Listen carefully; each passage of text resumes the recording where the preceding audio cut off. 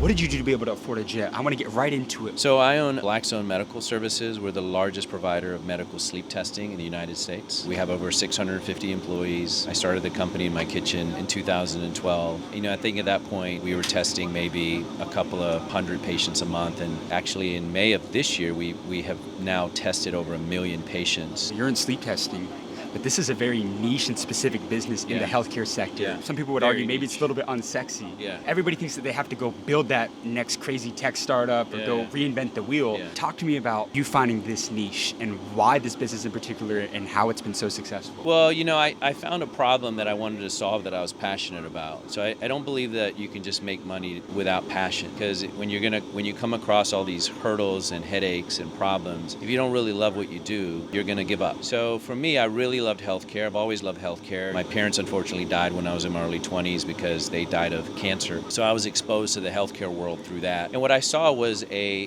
need and an opportunity to provide great service. And so for me, it was like, I'm passionate about healthcare. I love the sleep industry. I love what it stands for. Obviously, as you know, as young as you are too, like how important sleep is, right? To recuperate and regenerate your body. And so I thought, hey, this is a problem that I think I can solve. And I wanted to do it better than anybody else on the planet. What correlation does sleep have on people's success? You hear all these entrepreneurs, they talk about work.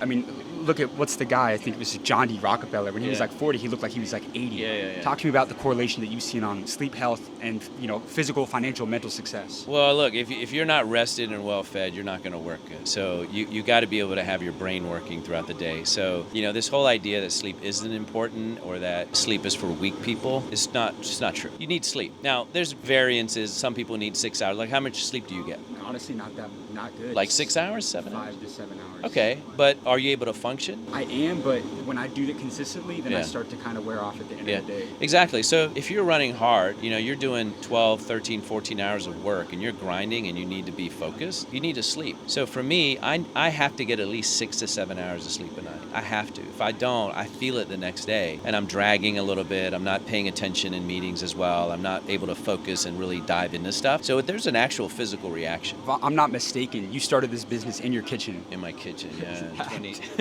Tell that me, crazy? Tell me how you started the business. Dude, I was working in my pajamas for like 6 months, like literally. Like I had On this company? Yeah, I had this white little desk in front of this window, and I had this Apple computer. Like I started it in a really personal tragedy in my life. Like I had just gotten divorced. I had 2 young kids, and so I was literally just starting over. And most people probably would have just stayed in a job or would have got a great salary and something like that. But I really wanted to chase my dream, man. I didn't want to be that guy that gave up. And so every morning I would come downstairs and I would start emailing. I had to get contracts with insurance companies, right? Because we live in an environment in the United States where 97% of the population is insured, right? They have a health insurance that they use. And so I would literally go downstairs, man, and I would be emailing insurance companies and trying to get contracts with insurance companies. And then I would get up and then I would go out and call on doctors and try to get business. And then I leased a small office. It was $500 a month and it was like 500 square feet, and I leased it and I literally started.